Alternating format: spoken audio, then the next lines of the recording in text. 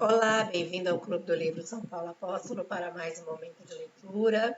Hoje, 18 de dezembro de 2023, nós iremos ler o capítulo número 13 de Carta Aberta aos Católicos Perplexos, escrito por Monsenhor Marcel Lefebvre. Nós vamos iniciar agora, neste momento, a oração à Virgem Imaculada para antes do estudo. Em nome do Pai, do Filho e do Espírito Santo. Amém. Debaixo do vosso patrocínio, a Mãe Diletíssima, e invocando o mistério do vosso Imaculada Conceição, quero prosseguir os meus estudos e trabalhos literários. Protesto fazê-lo principalmente a fim de servir melhor para propagar a honra divina e o vosso culto. Rogo-vos, pois, Mãe amantíssima, sede da sabedoria, que favoreçais benignos meus trabalhos e eu de boa vontade, piedosamente vos prometo que é justo todo o bem que me provier dos meus estudos, e de atribuir inteiramente a vossa intercessão diante de Deus. Amém. Seja muito bem-vindo, você que está aqui pela primeira vez no Clube do Livro São Paulo Apóstolo, e eu convido você a fazer a leitura do livro Infiltrados, a trama para destruir a Igreja Católica a partir de dentro. Está aqui no meu canal, acompanhe desde o início. A carta aberta aos católicos perplexos, você que está chegando aqui pela primeira vez, acompanhe desde o início, que você irá entender, né, o que realmente eles fizeram no Concílio do Vaticano II para destruir a Santa Missa e, consequentemente, fazer com que os fiéis percam a fé, deixem o relativismo entrar em suas vidas, nas famílias, e tudo, aparentemente, enxergaremos como se fosse uma coisa normal. Mas é o modernismo e o liberalismo que entrou dentro da igreja a partir de 1958. E a gente sabe que tudo que está acontecendo é uma terrível tramóia. Assim como fizeram uma grande trama para matar nosso Senhor Jesus Cristo na cruz, né? Judas Iscariotes foi lá e conversou com os fariseus, com os saduceus, e armaram para nosso Senhor Jesus Cristo para levá-los até a cruz, sabendo que ele era inocente. E assim fizeram com a Santa Missa. Destruindo a missa, destrói a fé, destrói tudo que nosso Senhor Jesus Cristo nos deixou na Bíblia. Ele sempre pregava, principalmente, né, com relação à moral e sobre o inferno. E hoje nós vemos que não é falado mais isso. Então, nós vamos continuar a leitura e no final do livro Carta Aberta aos Católicos Perplexos, eu quero fazer um resumão e colocar, entendeu, alguns pontos em que Dom Marcel Lefebvre nos levanta a respeito da igreja de hoje, ok? Então, vamos lá. Capítulo número 13. Mas de onde provém, então, que as portas do inferno dirijam nesse momento uma tal sarabanda? A história da igreja foi sempre agitada por perseguições, heresias, conflitos com o poder temporal, pela conduta licenciosa em certas épocas de uma parte do clero, mesmo de alguns papas. Dessa vez, a crise parece mais profunda, uma vez que atinge a própria fé. O modernismo, contra o qual nos chocamos, não é uma heresia do mesmo tipo que qualquer outra, mas a cloaca coletora de todas as heresias. As perseguições não provêm somente do exterior, mas do interior do santuário. O escândalo de um clero demissionário ou dissoluto pretende institucionalizar-se. Os mercenários que abandonam as ovelhas ao lobo são encorajados e cobertos de honras. Reprova-me por vezes o fato de, eu denegrir a situação, de lançar um olhar reprovador. Por não sei que complacência rabugenta. Sobre uma evolução, em resumo, lógica e necessária. Mas o próprio Papa, que foi a alma do Vaticano II, verificou muitas vezes seguidas a decomposição da tal qual falo com tristeza. A 7 de dezembro de 1969, Paulo VI dizia: a Igreja se encontra numa hora de inquietude, de autocrítica, dir-se-ia mesmo, de autodestruição. É como uma reviravolta interior aguda e complexa, como se a Igreja se golpeasse a si própria. No ano seguinte, ele confessava: em numerosos domínios o concílio não nos deu até o presente a tranquilidade, mas antes suscitou perturbações e problemas não úteis à consolidação do reino de Deus na Igreja e nas almas. Até esse grito de alarme do dia 29 de junho de 1972, na festa de São Pedro e São Paulo. A fumaça de Satanás entrou por alguma brecha no templo de Deus. A dúvida, a incerteza, a problemática, a inquietude, a insatisfação, o desafio abriram caminho. A dúvida entrou nas nossas consciências. Qual era a brecha? Podemos situar no tempo, com certeza, o momento em que se produziu, 1789, e lhe darmos o nome a Revolução.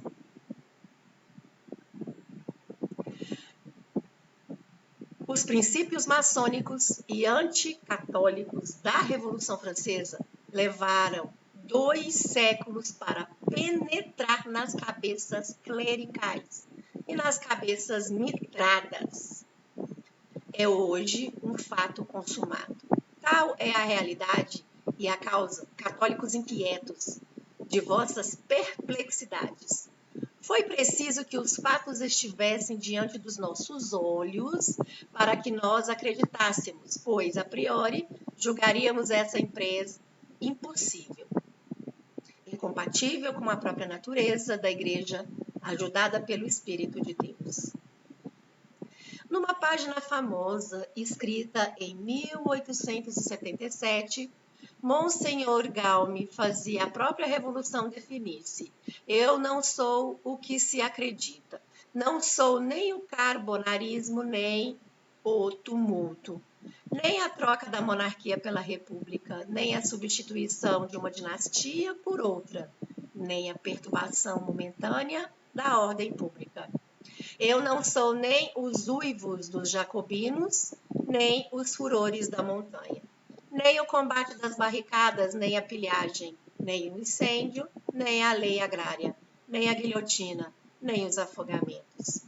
Não sou nem Marat, nem Robespierre, nem Rabeuf, nem Mazzini, nem Kossuth. Estes homens são meus filhos, não são eu. Estas coisas são minhas obras, não sou eu.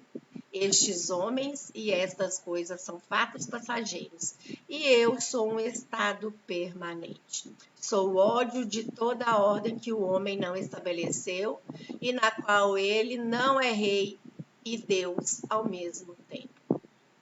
Tem-se aqui a chave da vontade da mudança da Igreja. Trata-se de substituir uma instituição divina por uma instituição feita pela mão do homem.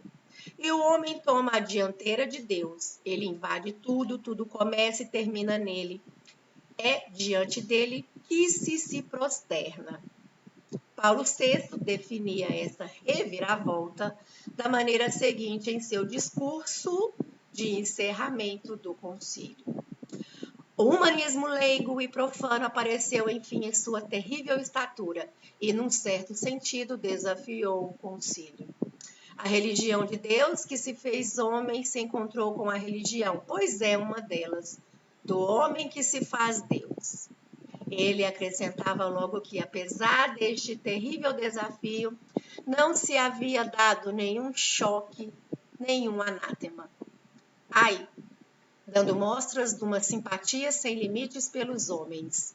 O concílio faltou ao dever de lembrar de um modo firme que não há compromisso possível entre as duas atitudes, e mesmo o discurso de encerramento pareceu dar início àquilo que vemos pôr em prática cada dia.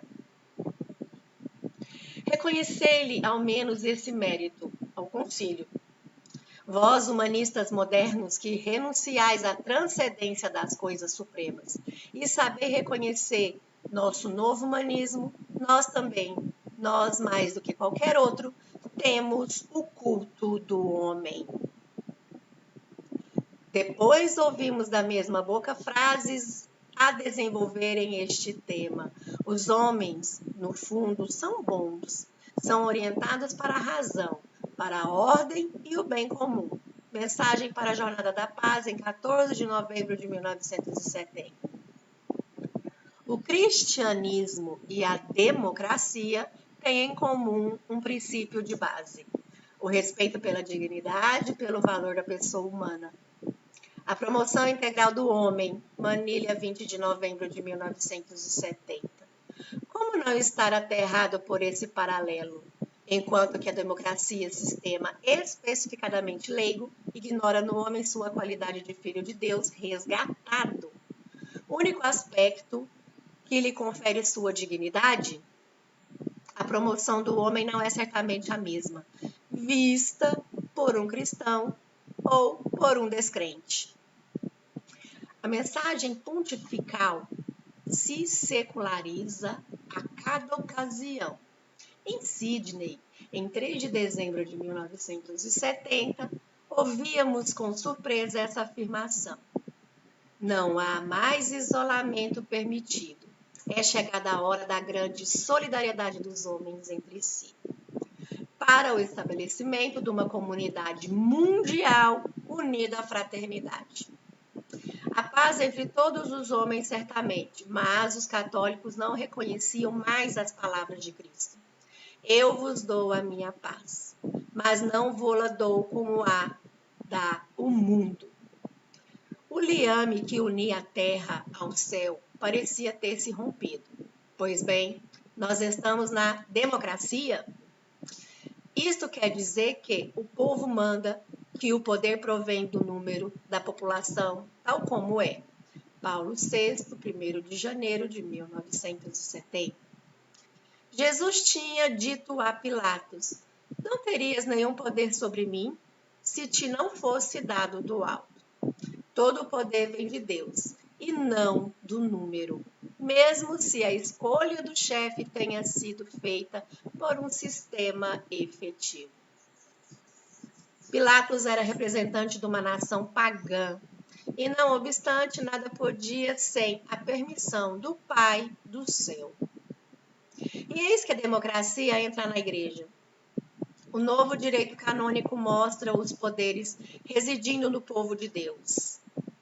Esta tendência a fazer participar o que se chama base de exercício do poder se encontra em todas as estruturas estabelecidas: sínodo, conferências episcopais, conselhos presbiteriais ou pastorais, comissões nacionais, a instituições equivalentes nas ordens religiosas. E a democratização do magistério, perigo mortal para milhões de almas desamparadas e intoxicadas, às quais os médicos não socorrem, pois ela arruinou a eficácia de que era provido precedentemente o magistério pessoal dos papas e dos bispos.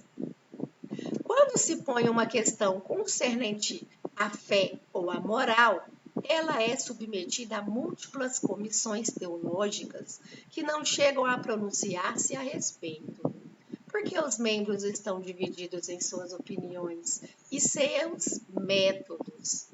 Basta ler os relatos das assembleias em todos os escalões para reconhecer que a colegialidade do magistério equivale à paralisia do mesmo.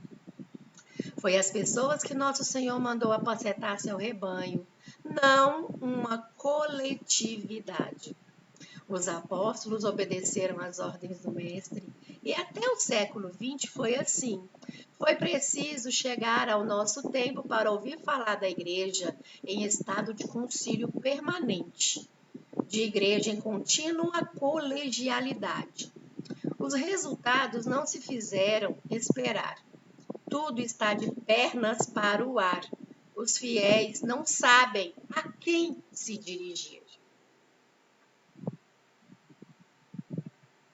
A democratização do magistério segue-se naturalmente à democratização do governo, que se realizou sob o impulso do famoso slogan da colegialidade, difundida a todos os ventos pela imprensa comunista, protestante e progressista.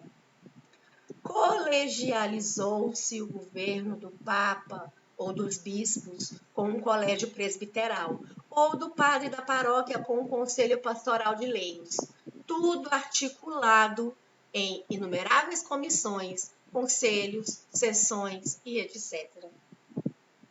O novo Código de Direito Canônico está todo impregnado desta noção. O Papa é nele definido, antes de tudo, como o chefe do colégio episcopal.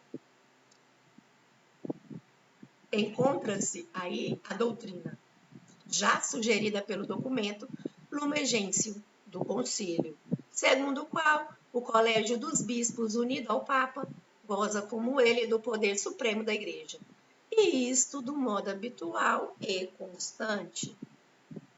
Não é uma modificação superficial. Esta doutrina do duplo poder supremo é contrária ao ensino e à prática do magistério da Igreja.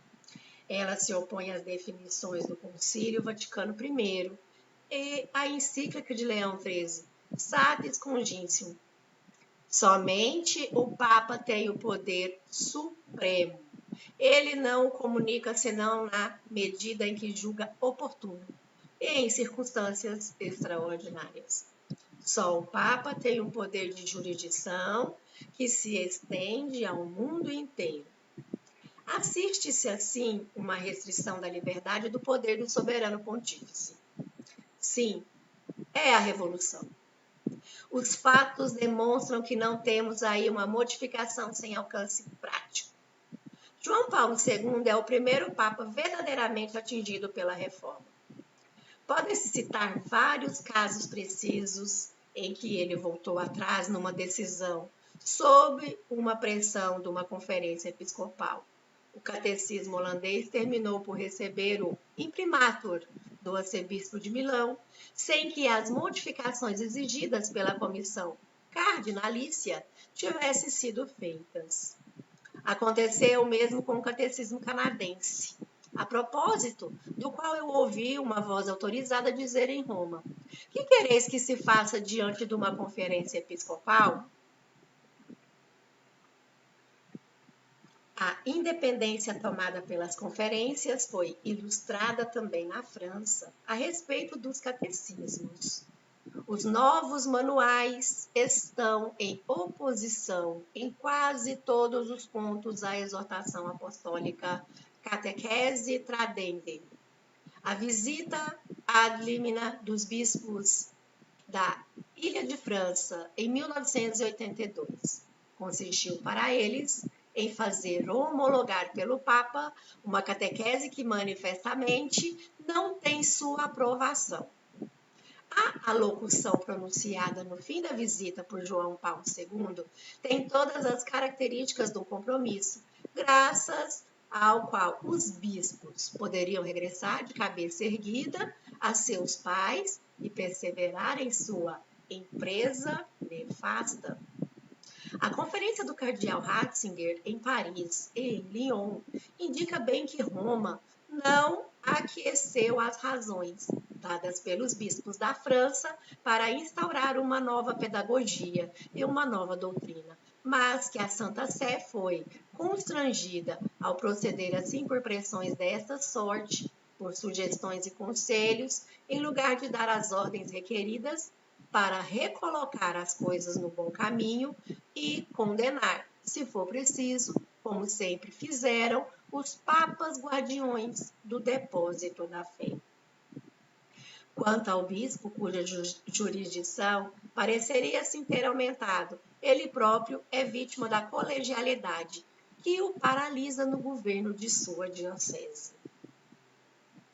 Quantas reflexões foram feitas pelos próprios bispos a este respeito e como são instrutivas. Teoricamente, pode o bispo, em numerosos casos, agir contra o voto da Assembleia, por vezes mesmo contra a maioria, se o voto não foi submetido à Santa Sé. Mas na prática, isso se revela impossível. Após o fim da Assembleia, as decisões são publicadas pelo secretário. Elas são conhecidas por todos os padres e fiéis. Os intermediários vinculam o essencial. Que bispo poderá opor-se de fato a essas decisões sem demonstrar seu desacordo com a Assembleia e encontrar imediatamente diante de si alguns espíritos revolucionários que apelarão para a Assembleia contra ele? O bispo é o prisioneiro da colegialidade, que se deveria limitar a ser um organismo de consulta, de reunião, mas não se tornar um órgão de decisão.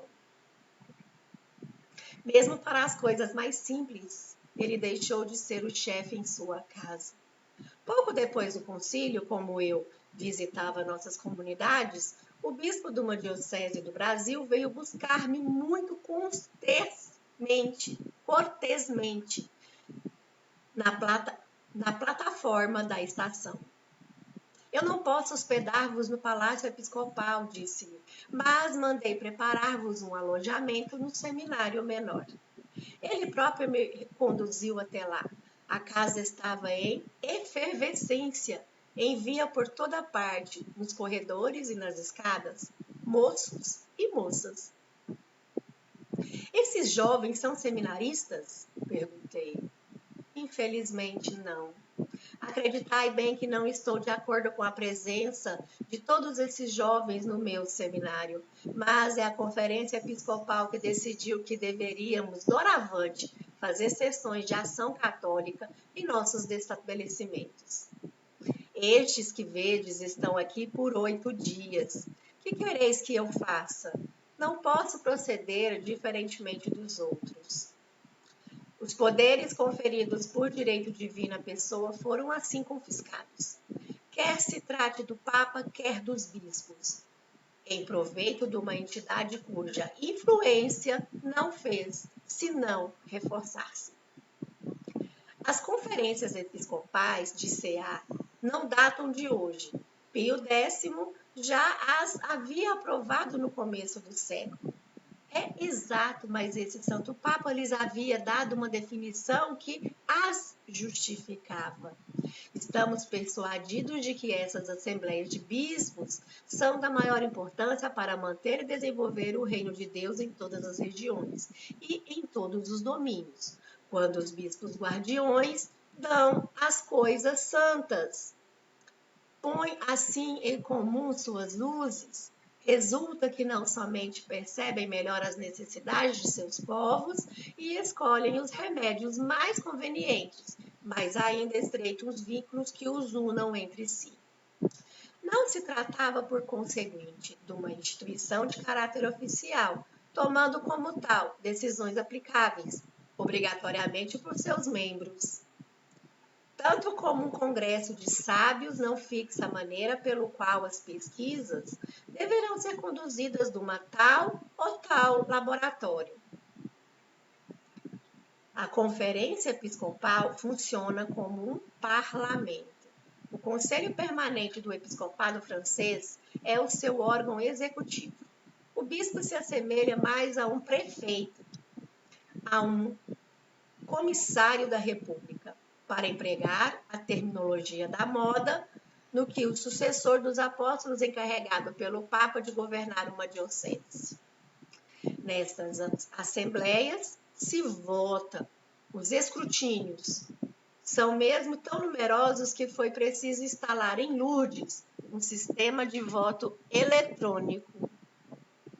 Segue-se necessariamente a formação dos partidos, pois as duas coisas não acontecem uma sem a outra. Quem diz partidos diz divisões.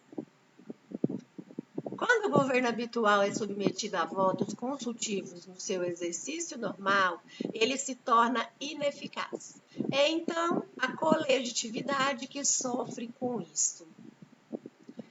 A introdução do colegialismo acarretou um enfraquecimento considerável de sua eficácia, uma vez que o Espírito Santo é mais facilmente contrariado e contristado numa assembleia que numa pessoa. Quando as pessoas são responsáveis, elas agem, falam, mesmo se algumas se calam. Na assembleia, é o número que decide. Mas o número não faz a verdade. Ele não causa também a eficácia, como se verifica após 20 anos de colegialismo, e como se teria podido presupor sem fazer a experiência. O fabulista falava há já muito tempo dos muitos cabidos que se reuniram para nada. Haveria necessidade de copiar os regimes políticos em que o sufrágio justifica as decisões, dado que eles não têm mais chefes soberanos. A Igreja possui a imensa vantagem de saber o que deve fazer para difundir o reino de Deus. Seus chefes são instituídos.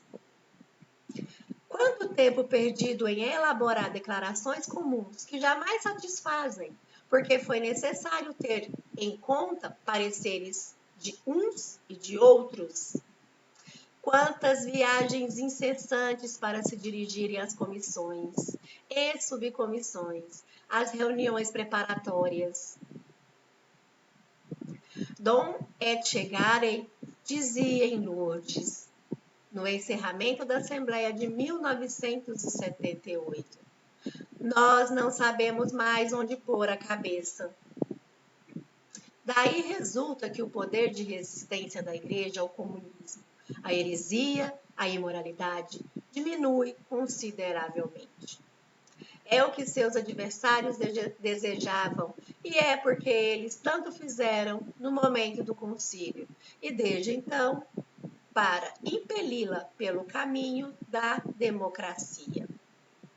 Se observa bem, é com sua divisa que a revolução penetrou na Igreja de Deus. A liberdade é a liberdade religiosa, tal como foi dito mais acima, a qual dá o direito ao erro. A igualdade é a colegialidade, com a destruição da autoridade pessoal, da autoridade de Deus, do Papa, dos bispos, além do número. A fraternidade, enfim, é representada pelo ecumenismo. Por essas três palavras, a ideologia revolucionária de 1789 tornou-se a lei e os profetas. Os modernistas chegaram ao que queriam.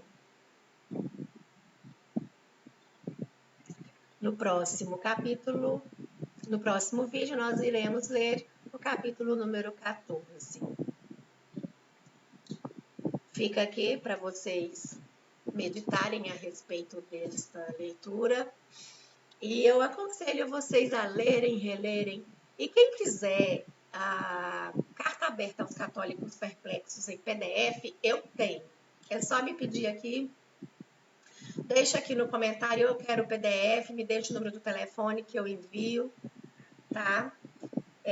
Ou eu também super indico, você encontra para baixar também na internet. Se você digitar Carta Aberta aos Católicos Perplexos em PDF, vocês vão encontrar, inclusive, até na Monfort. No site da Monfort tem esse livro em PDF que vocês podem baixar, estar lendo e estudando com mais detalhes.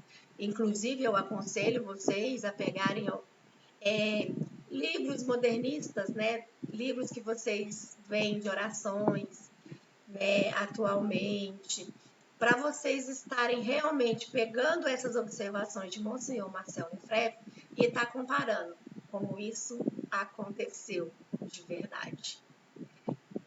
Fiquemos em oração e eu vejo vocês no próximo vídeo. Tenham um ótimo dia. Em nome do Pai, do Filho e do Espírito Santo.